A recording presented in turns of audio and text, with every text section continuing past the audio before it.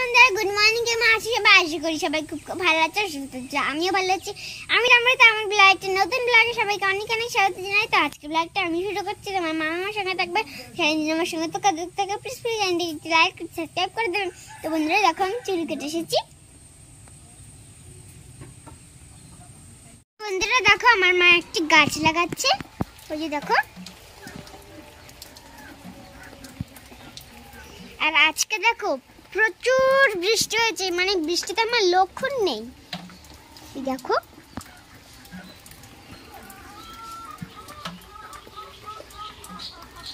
তো কি গাছ মা?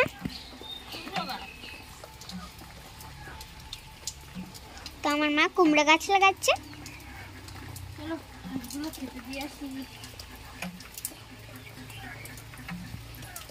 মা ওইটা দেখো থালা মাঝে যাচ্ছে, আর ওইদিকে আমার জেঠু কলতলা ইট বসাচ্ছে, কাদা হচ্ছে বলে। ওইটা দেখো ইট বসাচ্ছে। বন্ধুরা দেখো, আমার বাবা এক্ষুনি মাছ নিয়ে এসেছে, একদম টাটকা মাছ। বাবা বলছে নাকি জলে খেলা করে বেড়াচ্ছিল, তাই ধরে এনেছে। ওই যে দেখো একদম সত্যি একদম টাটকা। এর এই ফুলকা দেখলেই বোঝা যায় কেমন লাল টকটক টকটক করছে, একদম জ্যান্ত মাছ। ওই যে দেখো মা, আমাকে কিন্তু কেটে দিও। অবশ্যই। ডিম হয়েছে নাকি? না না, তো দেখো আমার আমার মা কি শাক তুলে বেড়াচ্ছে। এটা হলো তেঁতুল গাছ, তেঁতুলের ডাটা। এই মানে এই ডাটা, এই শাক খুবই উপকারী। সর্দি কাশি হলে এই রান্না করে খেলে খুব সর্দির উপকারী জিনিস। আর জল হলে মুখে যদি রুচ না থাকে, মানে খেতে ইচ্ছে যদি না হয়, এই ডাটা রান্না করে চিবিয়ে খেলে না গালে স্বাদ এসে যায়। এই ডাটা মানে ঝাল ঝাল লাগে একটু, তো ভালোই লাগে। পাতাও কিন্তু খাওয়া যায়, ভাজা করে খেলে ভালো লাগে ডাটা পাতা। সেই জন্য তুলে রেখেছি, তুলে নিয়ে এলাম এক্ষুনি, এনে রেখেছি। আর ওই যে দেখো গাছে কী হয়েছে, ওগুলো এখন তুলবো। ওগুলো এখানে রাখছি।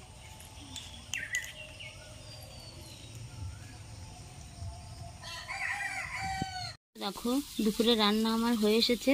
এই তরকারিটা তো হয়ে গেছে, মাছ, তেঁতুল ডাঁটা, বেগুন আলু দিয়ে ঝোল, ভাত হয়ে গেছে ওদিকে। আর এই যে কড়াইতে রয়েছে যে ডুমুর পাড়ছিলাম গাছে উঠে, সেই ডুমুর ভাজা।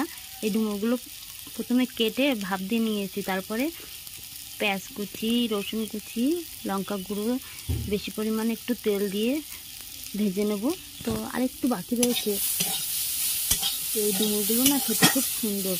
এই ডুমুরগুলো দেশি ডুমুর না, এগুলো কিন্তু যোগী ডুমুর বলে, মানে যজ্ঞে বা যে কোনো পুজোয় যে ডুমুরের মানে পাতা লাগে আর কি। আমি শহরে দেখেছি যে এই ডুমুরের ডগা বিক্রি হয়, আমাদের এদিকে পাওয়া যায় বলে কিনতে হয় না।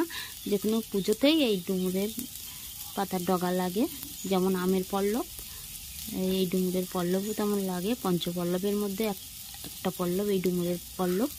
তো সেই ডুমুর সচরাচর তেমন কাল খেতে দেখি না, আমি প্রায় রান্না করি। তো খুব টেস্টি, খুব টেস্টি, ভালোই লাগে আমার। দেখে দেখে আমাদের আশেপাশে অনেকেই রান্না করে খেয়েছে, তো আমাকে বলেছে যে সত্যিই খুব ভালো লাগে।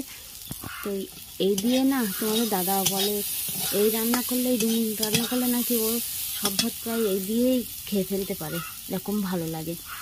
তো চলো, আমি এখনও স্নান করে নিই, ভিজতে ভিজতে প্রায় সমস্ত কাজ গুছিয়ে রান্নাটা সেরে নিলাম। মানে না রান্না বসালে দেরি হয়ে যেত, আমার মেয়ের খিদে পেয়ে যাচ্ছিলো, তো সেই জন্য। তো চলো, বৃষ্টি তো থেমে গেছে অনেক আগেই। তো কিছুক্ষণ আগে বেশ রোদ্দুর হয়েছিল, তো দেখে খুব ভালো লাগছিল যে সকাল থেকে টানা বৃষ্টি হয়েছে, এখন রোদ্দুর হয়েছে। তো যে কাদাগুলো উঠোনে হয়েছে সেগুলো শুকিয়ে যাবে, কিন্তু দেখছি সূর্যটা পুরো মানে মেঘে ঢেকে গেছে। রোদ্দুর আছে, মানে রোদ্দুরের অল্প অল্প, খুব একটা এখন বোঝা যাচ্ছে না। তো কিছুক্ষণ আগে বেশ রোদ্দুর ছিল। তো ওই যে দেখো এদিকে আমাদের উঠানে ইট পাতা হয়ে গেছে বর্ষার জন্য, বর্ষার প্রস্তুতি রেডি। তোমাদের দাদা আর আমার ভাসুর দুজনে মিলে ইটগুলো বসিয়েছে। প্রতি বছরে মানে বর্ষার সময় ইটগুলো বসানো হয়।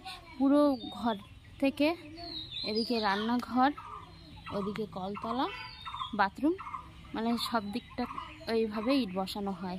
তো ইট বসানো হলে সুবিধা হয়, কাদা হয় আমাদের উঠানে, অনেক লোকজন যাওয়া আসা হয়। তো মানে পেছন দিকের এদিকটা সব বাড়িঘর রয়েছে, ওই দিকটা অনেকগুলো বাড়িঘর রয়েছে।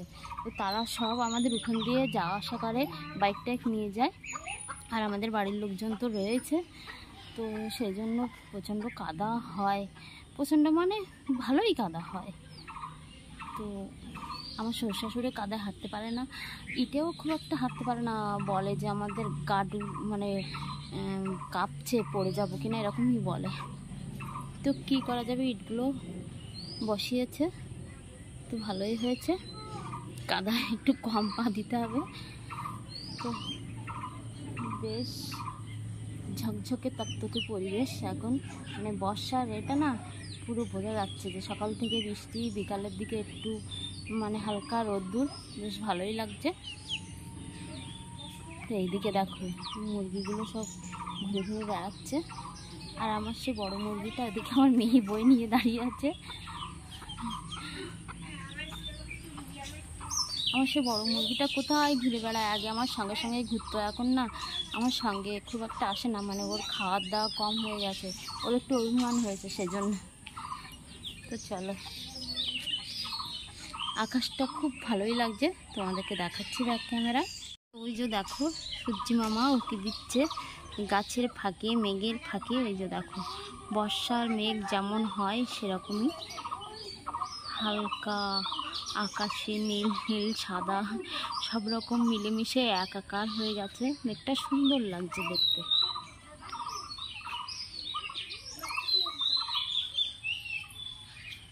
বিকালের মানে নানান রকম পাখির ডাক, পাখির কলকাকলি শুনতে খুবই ভালো লাগে।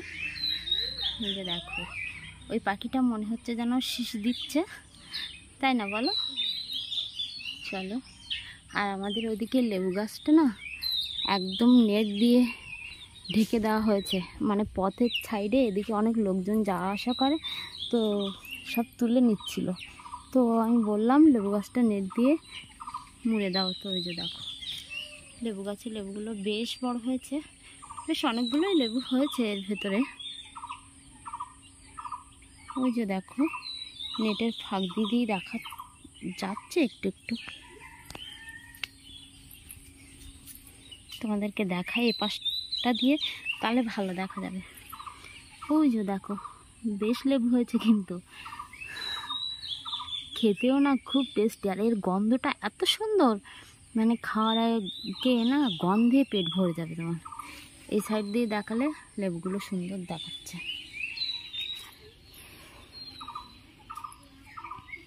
বাহ, আবার একটু রোদ্দুর হয়েছে, মানে যে পরিমাণ রোদ্দুর আগে হয়েছিল তার থেকে একটু কম, কিন্তু মাঝে যে এটা ছিল তার থেকে একটু বেশি হয়েছে।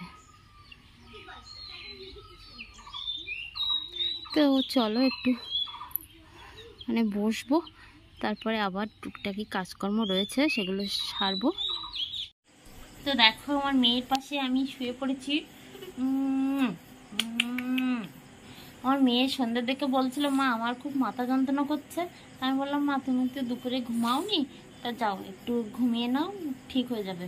তারপর মা খিদে পেয়েছে ভাত দাও, তো ওকে ভাত দিলাম। ও ভাত খেয়ে দেখছি এই যে এই চাদরটা গায়ে দিয়ে শুয়ে পড়েছে, বলছে মা আমার মাথা যন্ত্রণা করছে। তা বলছি তাই মা, তো তেমন মানে গরম নেই, গা হাত টাত তো ঠান্ডাই রয়েছে, ওর গা এমনি হালকা গরম থাকে সব সময়।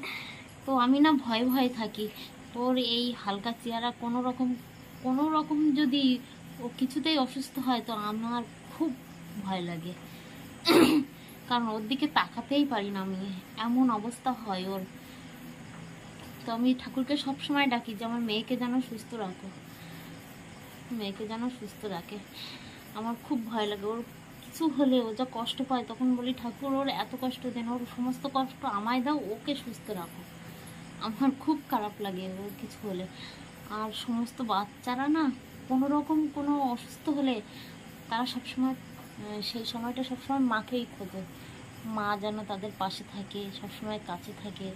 তো সেরকমই আমার মেয়ে ওরকম, ওর একটু মাথা যন্ত্রণা করছে, মা আমার পাশে এসে শোও।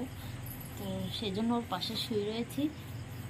তো জ্বর আসবে কি বলতে পারছি না, ওষুধ আছে, সেরকম হলে ওষুধ ওকে খাইয়ে দেব। ও অসুস্থ হলে খুব কষ্ট পায়, ও খুব কষ্ট পায়, খেতে তো চাই না একদম। দেখো তো দেখি ওর মাথার এখন যন্ত্রণা করছে, মা মাথা যন্ত্রণা করছে, ওর মাথাটা এখন টিপে দেবো। একটু যদি ঘুমায়, আমার মনে হয় একটু ঘুমালে ওর শরীরটা ভালো লাগবে। তো চলো, ওর দিকে একটু খেয়াল করতে হবে আমার। তো ভিডিওটা এখানে শেষ করছি। টাটা, গুড নাইট, সবাই ভালো থেকো, সুস্থ থেকো। আর প্লিজ প্লিজ আমার পুরো ভিডিওটা দেখো, আমার চ্যানেলটিকে সাবস্ক্রাইব করো। তো দেখা হচ্ছে পরের ভিডিওতে। টাটা।